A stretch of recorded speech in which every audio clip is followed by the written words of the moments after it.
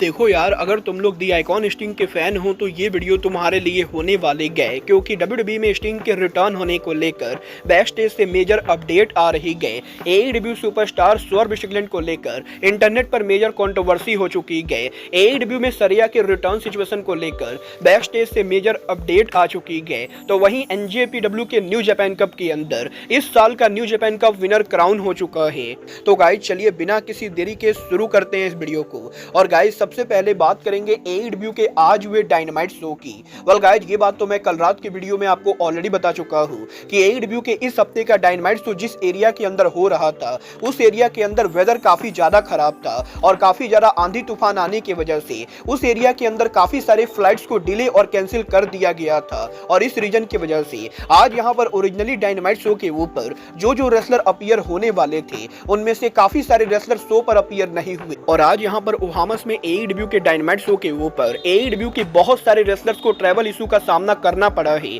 जिसके अंदर सबसे बड़ा प्रॉब्लम एईडब्ल्यू के वर्ल्ड चैंपियन जॉन मॉक्सली को हुआ, क्योंकि एईडब्ल्यू कंपनी ने ऑलरेडी आज के डायनामाइट शो के ऊपर जॉन मॉक्सली का वर्ल्ड टाइटल मैच अनाउंस कर दिया था। तो इसीलिए जॉन मॉक्सली को किसी भी कीमत के ऊपर आज यहाँ पर एईडब्ल्यू के डायनामाइट शो के ऊपर अपीयर होना था। बट लास्ट मिनट के ऊपर जॉन मॉक्सली के फ्लाइट के कैंसिल होने के बाद जॉन मॉक्सली को आज यहाँ पर डायनामाइट शो पर अपीयर होने के लिए खुद यहाँ पर 11 आवर कार ड्राइव करके आना पड़ा। और लगभग 11 घंटे कार ड्राइव करने के बाद जॉन मॉक्सली डायनामाइट के शुरू होने के मात्र 1 घंटे पहले आज यहाँ पर एईडब्ल्यू डायनामाइट के अरीना में पहुंचे थे। और रेसलिंग ऑब्जर्वर ने इस चीज को कंफर्म किया है कि 11 घंटे करीबन कार ड्राइव करके जॉन मॉक्सली के खराब वेदर में ट्रेवल करके अरीना में आने के बाद जॉन मॉक्सली यहाँ पर अराइव होने के मात्र 1.5 घंटे बाद एईडब्ल्यू के डायनामाइट शो पर आज रेसल कर रहे थे। और मॉक्सली के इस जज्बे को देखते हुए एईडब्ल्यू के बैक स्टेज के ऊपर कंपनी के अंदर लोग यहाँ पर काफी ज्यादा हैप्पी गए, क्योंकि 11 आवर कार ड्राइव करके आना और उसके बाद ऐसे वेदर के अंदर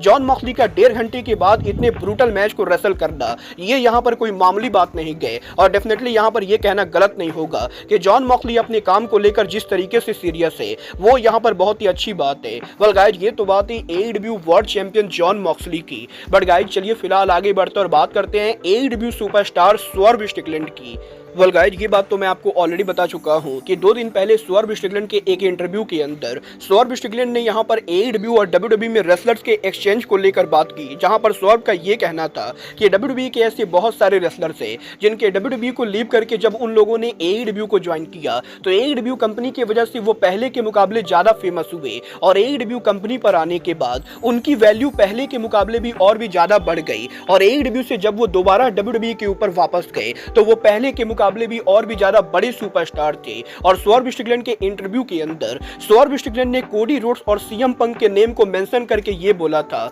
कि पंक और कोडी जैसे रेसलर एईडब्ल्यू से जब डब्ल्यूडब्ल्यूई के ऊपर वापस गए तो वो पहले के मुकाबले भी और ज्यादा बड़े स्टार बन गए। और यही स्वर्ग के इस स्टेटमेंट के बाद अब स्वर्ग स्ट्रिकलैंड को लेकर इंटरनेट पर मेजर कंट्रोवर्सी हुई, जहां पर डब्ल्यूडब्ल्यूई के फैन बॉय स्वर्ग स्ट्रिकलैंड के इस स्टेटमेंट से काफी ज्यादा नाराज हुए कि एईडब्ल्यू कंपनी की वजह से सीएम पंक और कोडी रोड्स जैसे रेसलर पहले के मुकाबले बड़े स्टार बने गए। और इंटरनेट के ऊपर काफी सारे लोगों ने यहां पर स्वर्ग को मॉक करने की कोशिश की, क्योंकि लोगों का यह मानना है कि कोडी रोड्स और सीएम पंक एईडब्ल्यू कंपनी के बिना ऑलरेडी यहां पर मेजर स्टार थे और एईडब्ल्यू से उनके करियर में कोई भी फर्क नहीं पड़ा है। और यही इंटरनेट के ऊपर एक रेसलिंग फैन ने ट्वीट करके ये कहा कि स्वर्ग यहां पर क्योंकि एईडब्ल्यू के लिए काम करते गए तो इसीलिए वो बिना कुछ समझे फालतू बातें कर रहे गए, जिसके जवाब में स्वर्ग यहां पर ये बोलते गए कि स्वर्ग स्ट्रिकलैंड ने कभी भी ये नहीं कहा कि एईडब्ल्यू कंपनी की वजह से कोडी रोड्स और सीएम पंक बड़े स्टार बने गए, क्योंकि स्वर्ग स्ट्रिकलैंड ने इंटरव्यू में ये कहा था कि एईडब्ल्यू कंपनी में काम करने के बाद उनकी वैल्यू बढ़ी गए। और स्वर्ग यहां पर अब भी अपने स्टेटमेंट पर एग्री करते गए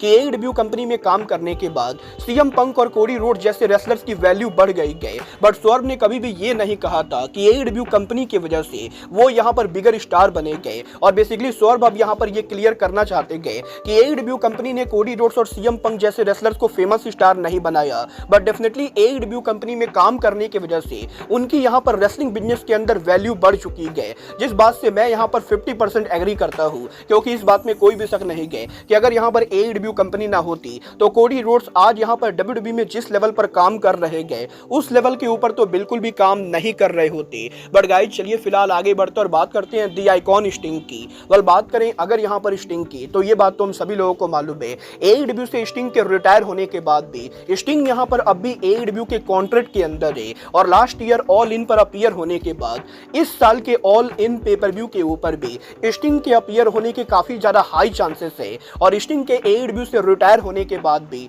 अब भी यहाँ पर AEW कंपनी स्टिंग के मर्चेंडाइज को बेच रही है। बट यहीं स्टिंग के क्लोज फ्रेंड लेक्स लूगर के WWE के इस साल हॉल ऑफ फेमर बनने के बाद अब इस चीज को लेकर रूमर चल रही है कि स्टिंग यहाँ पर लेक्स लूगर को हॉल ऑफ फेम बनाने के लिए पॉसिबली WWE के इस साल के हॉल ऑफ फेम शो पर अपीयर होंगे और यहीं स्टिंग के अपीयरेंस को लेकर अब फाइटफुल सेलेक्ट की तरफ से लेटेस्ट अपडेट आ रही है, जहां पर फाइटफुल ने इस चीज को कंफर्म किया है कि डेफिनेटली WWE कंपनी चाहती है कि स्टिंग यहां पर WWE पर आकर लेक्स लूगर को हॉल ऑफ फेम इंडक्ट करे। बट क्योंकि स्टिंग यहां पर AEW में कॉन्ट्रैक्ट के अंदर है तो इसीलिए पॉसिबली ये होना पॉसिबल नहीं है, क्योंकि जब यहां पर AEW के अंदर स्टिंग यहां पर उनका लास्ट मैच रेसल कर रहे थे तो DDP और लेक्स लूगर जैसे रेसलर AEW में स्टिंग के रिटायरमेंट मैच को देखने तो आए थे, बट WWE में उनके कॉन्ट्रैक्ट की वजह से उन्हें यहां पर कैमरा पर अपीयर होने की परमिशन नहीं मिली थी। और WWE कंपनी ने हमेशा से ये क्लियर रखा है कि WWE कंपनी का कोई भी कॉन्ट्रैक्टेड रेसलर या लेजेंड AEW के ऑन स्क्रीन के ऊपर अपीयर नहीं हो सकता है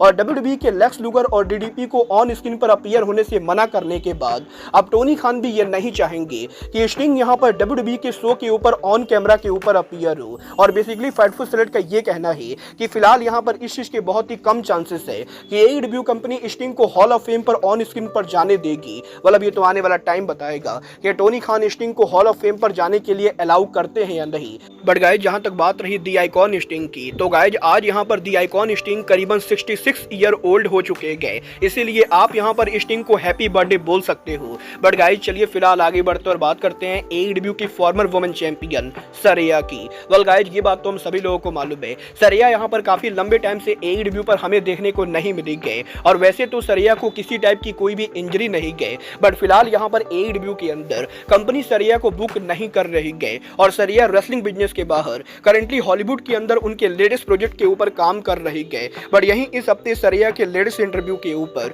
सरिया ने रेसलिंग बिजनेस पर उनके फ्यूचर को एड्रेस किया, जहां पर सरिया का ये कहना है कि लास्ट टाइम जब रेसलिंग बिजनेस में वो AEW के लिए काम कर रही थी तो AEW के अंदर सरिया ने बैक टू बैक काफी सारे मैचेज हारे थे और सरिया ये चाहती थी कि AEW के अंदर यहां पर वो ज्यादा से ज्यादा मैचेज हार कर AEW के अंदर न्यू रेसलर्स को बड़ा स्टार बनाए। बट अब यहां पर AEW के अंदर सरिया करंटली आगे क्या करने वाले गए इसको लेकर सरिया को खुद भी कुछ भी आइडिया नहीं गए, क्योंकि सरिया का ये कहना है कि उनके रेसलिंग करियर के अंदर अब ज्यादा टाइम नहीं बचा है और वो पर्सनली ये फील करती गए कि वो जल्द यहां पर रेसलिंग बिजनेस से रिटायरमेंट लेंगी और इसीलिए सरिया को नहीं पता है कि उनके रिटायर होने से पहले AEW कंपनी के अंदर उन्हें क्या अपॉर्चुनिटी मिलने वाली है। बट डेफिनेटली यहां पर उनके रिटायर होने से पहले वो AEW के अंदर कुछ बड़े मैचेज लड़ना चाहेंगी और अगर यहां पर कंपनी चाहे तो सरिया यहां पर डेफिनेटली रिटायरमेंट से पहले AEW के अंदर कुछ बड़े मैचेज लड़ना चाहेंगी। वेल देखना दिलचस्प होने वाला है कि क्या यहां पर टोनी खान इस साल ऑल इन के ऊपर सरिया वर्सेज मर्सिडीज मून का ड्रीम मैच बुक करते हैं या नहीं और सितंबर में सरिया के AEW कॉन्ट्रैक्ट के ओवर होने से पहले कंपनी यहां पर सरिया को ऑन स्क्रीन पर वापस लाती है या नहीं। बट गाइस चलिए फिलहाल आगे बढ़ते और बात करते हैं AEW के पार्टनर इन प्रमोशन NJPW की। वेल अगर आप लोग NJPW को फॉलो करते हो तो आपको पता होगा आज यहां पर जापान में NJPW के न्यू जापान कप 2025 का फाइनल हो रहा था, जहां पर न्यू जापान कप के फाइनल के ऊपर शोता इमिनो आज यहां पर बुलेट क्लब के लीडर डेविड फिनली को फेस कर रहे थे और इन दोनों के करीबन 18 मिनट के सॉलिड मैच के बाद आज यहां पर डेविड फिनली शोता इमिनो को हराकर न्यू जापान कप 2025 के विनर बन चुके गए। और अब यहां पर जबकि डेविड फिनली न्यू जापान कप को जीत चुके गए तो वो यहां पर NJPW के साल के one of the biggest pay per view साकुरा genesis के ऊपर इस साल IWGP वर्ल्ड चैंपियन हिरोकी गोटो को चैलेंज करेंगे। और अब यहां पर 5 अप्रैल के ऊपर हमें यहां पर NJPW के साकुरा जेनेसिस पेपर व्यू के ऊपर रायुगुको सुमो अरीना में हिरोकी गोटो वर्सेस डेविड फिनली के बीच में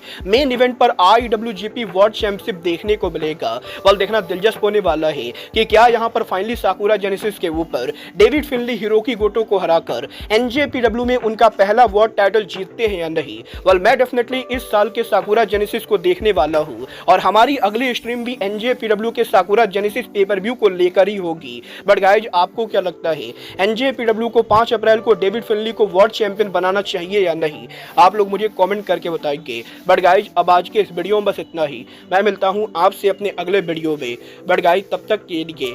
good bye, good night and bang.